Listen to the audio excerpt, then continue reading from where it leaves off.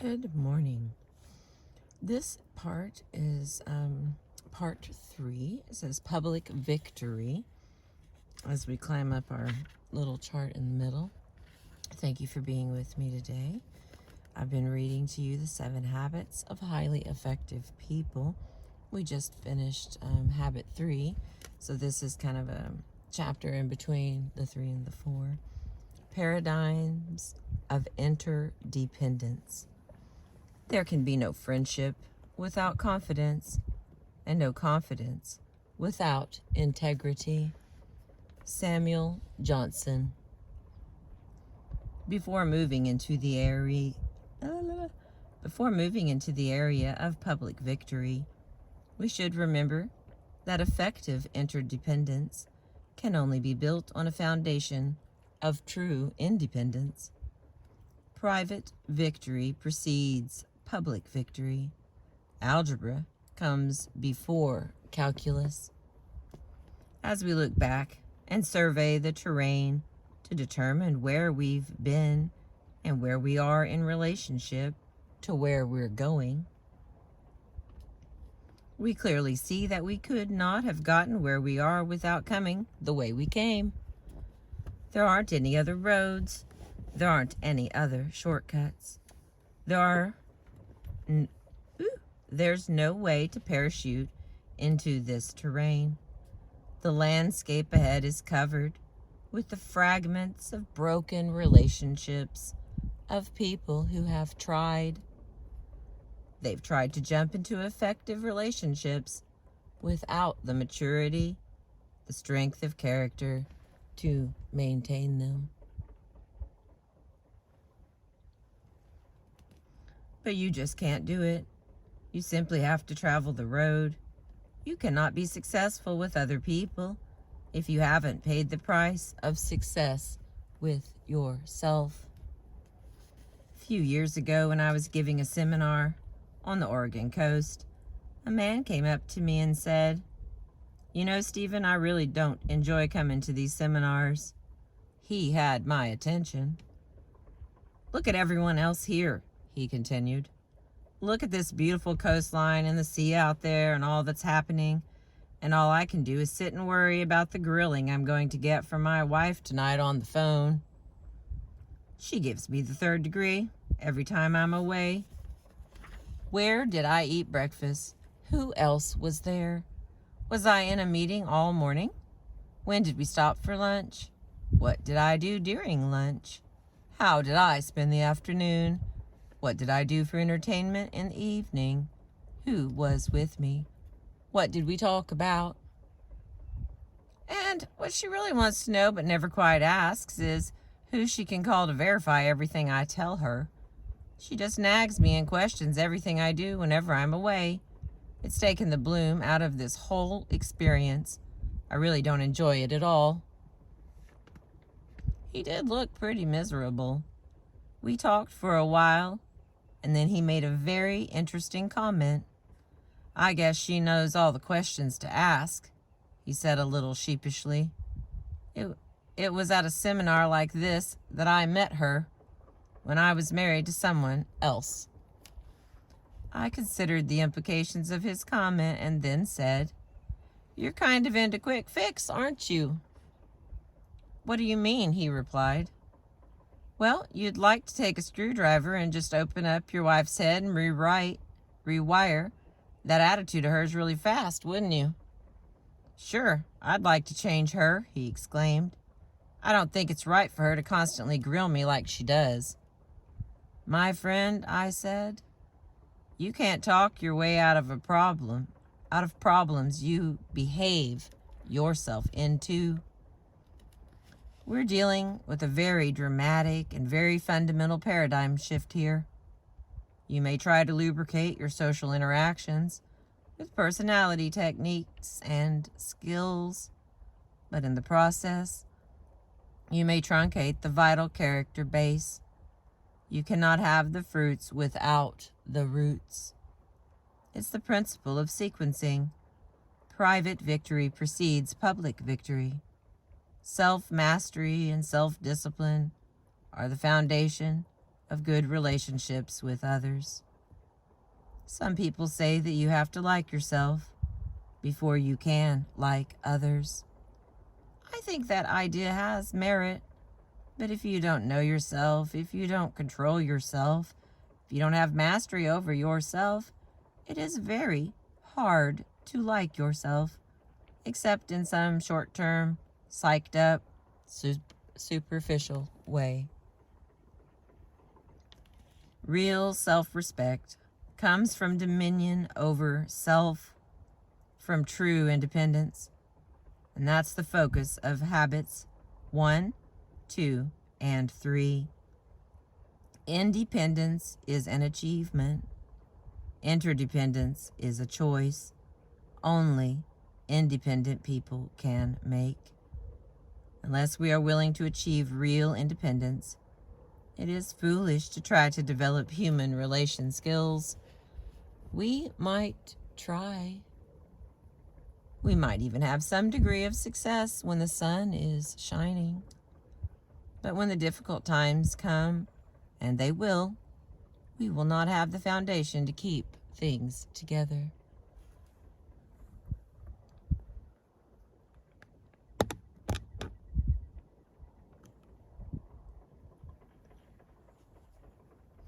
The most important ingredient we put into any relationship is not what we say or what we do, but what we are.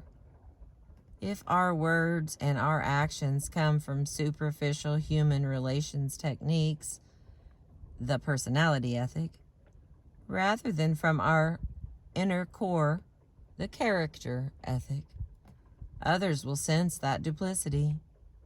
We simply won't be able to create and sustain the foundation necessary for effective interdependence. The techniques and skills that really make a difference in human interaction are the ones that almost naturally flow from a truly independent character. So the place to begin building any relationship is inside ourselves, inside our circle of influence, our own character. As we become independent, proactive, centered in correct principles, value-driven, and able to organize and execute around the priorities in our life with integrity, we then can choose to become interdependent, capable of building rich, enduring, highly productive relationships with other people. As we look at the terrain ahead, we see that we're entering a whole new dimension. Interdependence opens up worlds of possibilities for deep, rich, meaningful associations, for geometrically increased productivity, for serving, for contributing, for learning, and for growing. But it is also where we feel the greatest pain, the absolute greatest frustration, the greatest roadblocks to happiness and success. And we're very aware of that pain because it is acute. We can often live for years with the chronic pain of our lack of vision, leadership, or management in our personal lives. We feel vaguely uneasy and uncomfortable, and occasionally take steps to ease the pain, at least for a time. Because the pain is chronic, we get used to it. We learn to live with it. But when we have problems in our interactions with other people, we are very aware of acute pain. It's often intense, and we want it to go away. That's when we treat the symptoms with quick fix techniques and band-aids of the personality ethic. We don't understand that the acute pain is an outgrowth of a deeper chronic problem. And until we stop treating the symptoms and start treating the problem, our efforts will only bring counterproductive results. we will only be successful at obscuring the chronic pain even more. Now, as we think of effective interaction with others, let's go back to our earlier definition of effectiveness. We've said it's the P/PC balance, the fundamental concept in the story of the goose and the golden egg. In an interdependent situation, the golden eggs are the effectiveness, the wonderful synergy, the results created by open communication and positive interaction with others.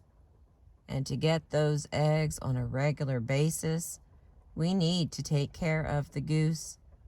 We need to create and care for the relationship that make those results realities.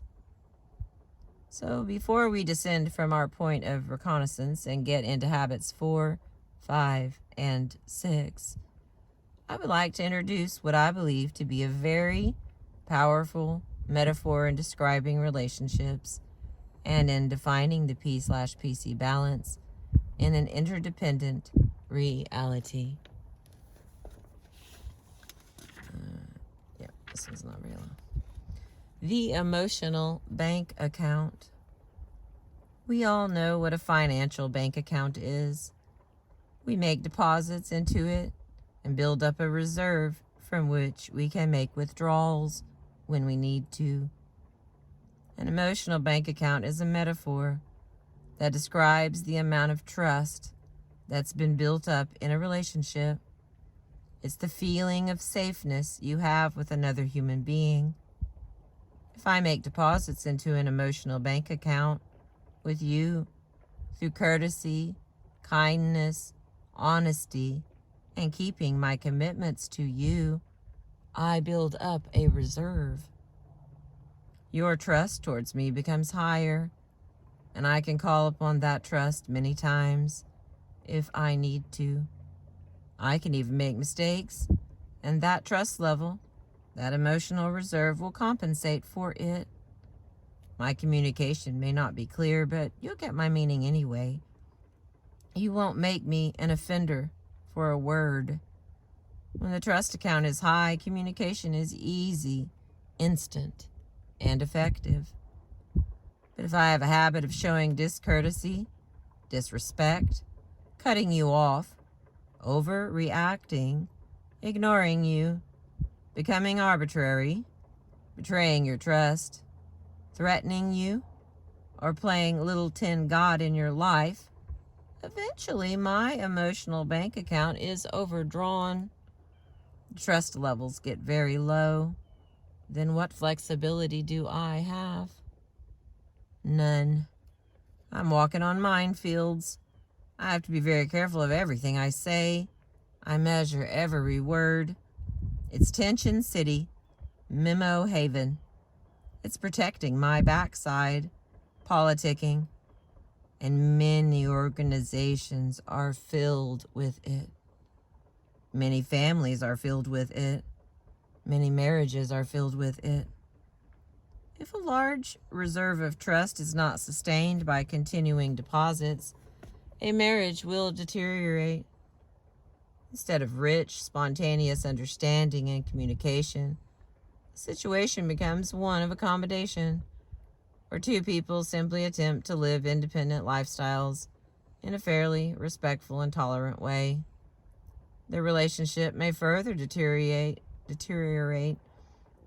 to one of hostility and defensiveness. The fight or flight response creates verbal battles, slammed doors, refusal to talk, emotional withdrawal, and self-pity. It may end up in a cold war at home, sustained only by children, sex, social pressure, or image protection.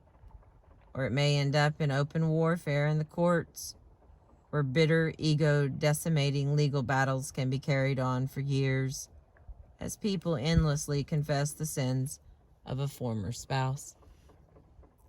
And this is in the most intimate, the most potentially rich, joyful, satisfying, and productive relationship possible between two people on this earth. The P/PC lighthouse is there. We can either break ourselves against it or we can use it as a guiding light. Our most constant relationships, like marriage, require our most constant deposits. With continuing expectations, old deposits evaporate. If you suddenly run into an old high school friend you haven't seen for years, you can pick up right where you left off because the earlier deposits are still there. But your accounts with the people you interact with on a regular basis require more constant investment. There are sometimes automatic withdrawals in your daily interactions or in their perception of you that you don't even know about. This is especially true with teenagers in the home. Suppose you have a teenage son and your normal conversation is something like, clean your room, button your shirt, turn down the radio, go get a haircut, don't forget to take out the garbage. Over a period of time, the withdrawals far exceed the deposits. Now suppose this son is in the process of making some important decision that will affect the rest of his life, but the trust level is so low and the communication process so closed, mechanically, and unsatisfying that he simply will not be open to your counsel. You may have the wisdom and the knowledge to help him, but because your account is so overdrawn, he will end up making his decisions from a short-range emotional perspective, which may well result in many negative, long-range consequences. You need a positive balance to communicate on these tender issues. What do? What would happen if you started making deposits into the relationship? Maybe the opportunity comes up to do him a little kindness, to bring home a magazine on skateboarding, if that's his interest, or just to walk up to him when he's working on a project and offer to help. Perhaps you could invite him to go to a movie with you or take him out for some ice cream. Probably the most important deposit you could make would just be to listen without judging or preaching or reading your own autobiography into what he says. Just listen and seek to understand. Let him feel your concern for him, your acceptance of him as a person. He may not respond at first. He may even be suspicious. What's Dad up to now? What technique is Mom trying on me this time? But as those genuine deposits keep coming, they begin to add up. That overdrawn balance is shrinking. Remember that quick fix is a mirage. Building and repairing relationships takes time. If you become impatient with his apparent lack of response or his seeming ingratitude, you may make huge withdrawals and undo all the good you've done. After all we've done for you, the sacrifices we've made, how can you be so ungrateful? We try to be nice and you act like this. I can't believe it. It is hard not to get impatient. It takes character to be proactive, to focus on your circle of influence, to nurture growing things, and not to pull up the flowers to see how the roots are coming. But there really is no quick fix. Building and repairing a relationship and repairing relationships are long-term investments. All right, I'm going to stop for today, and the next part will be 6 major deposits and understanding the individual and more on what we're trying to do with emotional bank accounts. I appreciate you being with me today. Thank you.